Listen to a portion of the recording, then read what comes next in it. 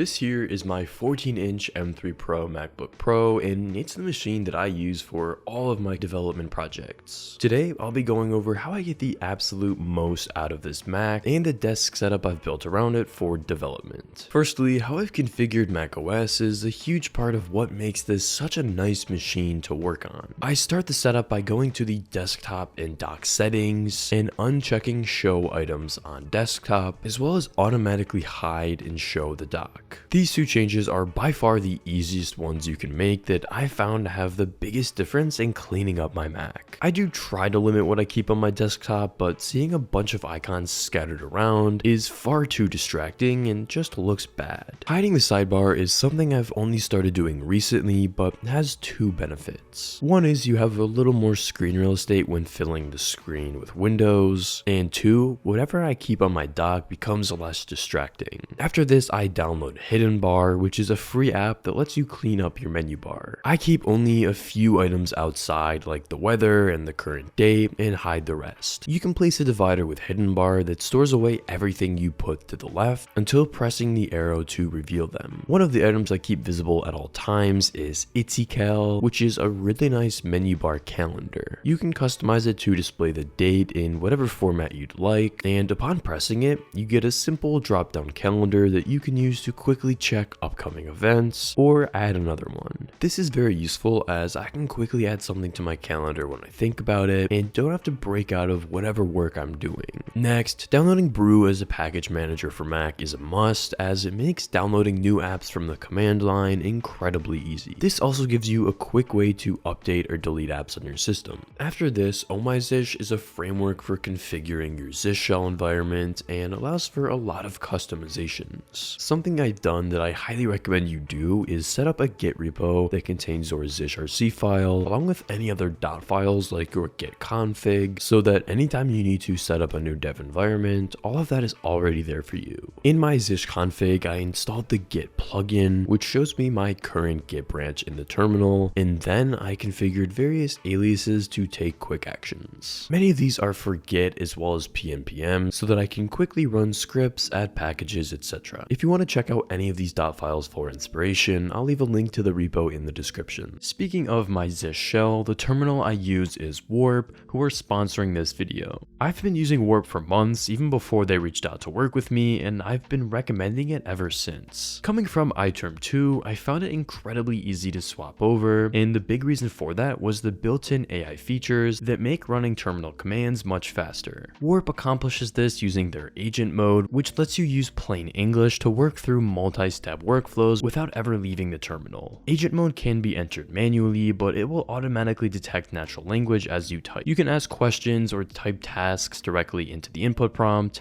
as well as provide specific context from your environment to get more tailored recommendations that an external AI tool couldn't give you. Aside from simply answering your questions, agent mode can execute tasks in multiple steps while allowing you to adjust the commands as you work through them together. In addition to this, one of Warp's features I found very useful is their smart autocompletes, which makes navigating through my file system much easier. To bring up and close Warp quickly, I've set up my own global hotkeys, which pins a dedicated window to the top of my screen above all the other windows. This allows me to save a lot of screen real estate by not having to fit a terminal window alongside my code editor, which is especially useful when working solely off of my MacBook display. Warp offers a lot of customization for the appearance. You can download themes from their GitHub repo, which is where the Warp dark theme I use is from, or you can even create your own. Additionally, I like to play with the window opacity and blur radius to give my terminal a more unique look. I highly recommend you try Warp, so there will be a link in the description where you can install it. The next tool that helps me get the most out of my Mac when coding is Raycast. I've mentioned this basically every time I talk about my Mac setup, and that's simply because I'm a huge fan of it. At first glance, it's simply a Spotlight replacement, but with the built-in system commands and extensions, it becomes an incredibly powerful tool you can control quickly with just your keyboard. Built into Raycast is clipboard history, and this is something I didn't think would be all that useful, but when I'm spending the day copying and pasting code, I ultimately end up wanting to go back to something I copied 10 minutes ago. It's also great if you're looking at some documentation and want to copy more than one thing without having to go back and forth. Now, because Raycast has access to some system commands, you can do things like change your output device in seconds, which is something I use every day when I want to jump between my speakers or headphones. In addition to this, Quick AI is a pro feature, but one I think is worth it for how convenient it is. You can hit tab once Raycast is brought up to quickly ask a question, and while I do use Cursor, which has AI built into the editor, there's still times where asking a quick question makes more sense here. Another pro feature, which is actually the reason I started paying for it, is cross-Mac syncing. Now, this is only really applicable if you use a separate machine for work than your personal projects, but this will sync up any settings and shortcuts you configure along with extensions. These are what make Raycast truly powerful and can speed up your workflow throughout the day. One of the most recent ones is Port Manager, which is exactly what it sounds like. You can view every port that apps on your Mac are using and kill them. There's a ton more extensions and even just functionality Raycast has, but for the sake of keeping this video brief, I'll end it there, and I highly recommend you give Raycast a try. Next, for my code editor, I use Cursor, which if you haven't heard of yet, it's a fork of VS Code with various AI features built in. It has similar autocomplete functionality to GitHub Copilot, but I've found its predictions to be a lot more helpful. What I get the most use out of is the Command K pop-up, which allows you to ask a question about a specific part of your file and have it recommend code to fix a bug or refine a new feature. I don't want to talk too much on extensions because I've mentioned them before. If you're interested in seeing everything I use, I'll leave a link in the description to my full VS Code / Cursor setup that has every setting and extension I use. Next, my browser is Arc, and I find it to be really nice for development. It's built on top of Chromium, so any extensions you currently use will work perfectly. One of my favorite is Video Speed Controller, which lets me easily speed up a tutorial or other video I'm watching. It also has nice picture-in-picture functionality that makes it easy to enable or disable it on the fly.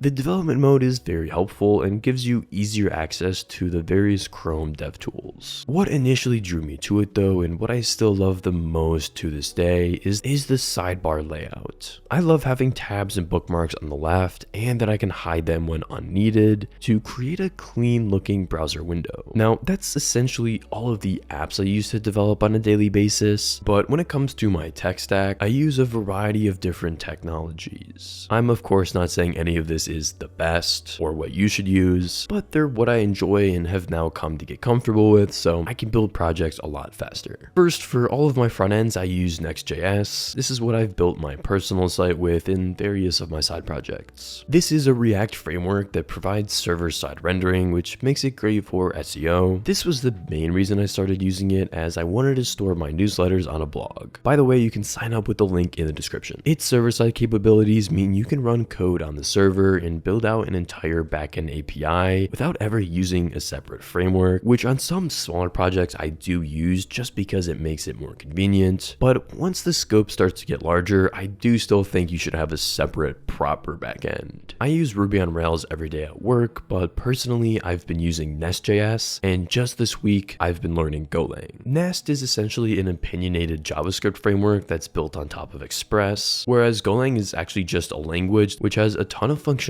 in the standard library, so you don't actually need a framework to build a web API. I'm really liking Go right now, and it's probably what I'll use for all of my projects from now on, so in a couple of months I'll probably share more of my thoughts. For my databases, I've been using Supabase, which is a hosted PostgreSQL service, I guess you could call it, but I've been a big fan of it. The benefit of using this is they handle auth for you, which is nice to not recreate for small projects over and over, and with row level security, you can protect who accesses what in the database very easily. Once it comes time to deploy, I throw my backends onto Railway and my front end on Vercel. I also put every one of my sites in front of Cloudflare, mainly to prevent against bots and DDoS attacks. And this is something I highly recommend you do, especially when you're using a service like Vercel that can scale in cost pretty quickly. Within Cloudflare is where I end up managing my DNS settings and hook up a domain that I sometimes find on one-word domains. This is a really cool that I came across earlier in the year, and if you're someone who's constantly building side projects,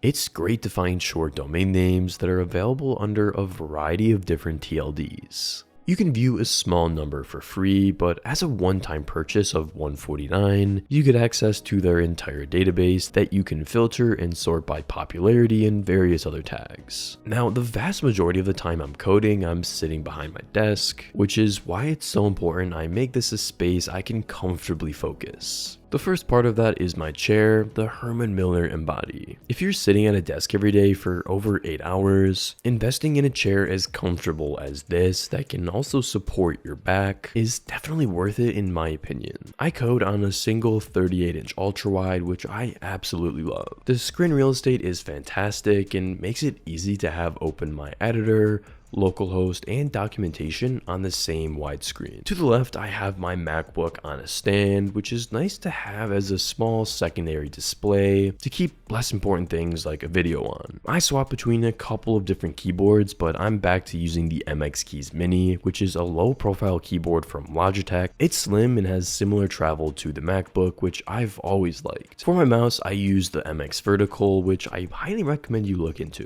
It's definitely not for everyone, but the shape makes for a lot more natural feeling in the hand and stays very comfortable after hours of use. These items and the desk itself make for a comfortable and cozy space that's very nice to work at for hours at a time. The coffee machine on my desk is nice to quickly brew up a cup throughout the day, and there's just nothing better than listening to some frog lo-fi on YouTube, sipping on a cup of coffee while coding. So that's been how I set up my Mac as well as my work from home environment to get the absolute most out of it while coding. I hope this video gave you some inspiration on how you can improve your development productivity, and if you enjoyed, you'll want to watch this one next, where I go through how I set up a brand new Mac for development, including some of the apps I've mentioned today, along with various settings that have been very helpful.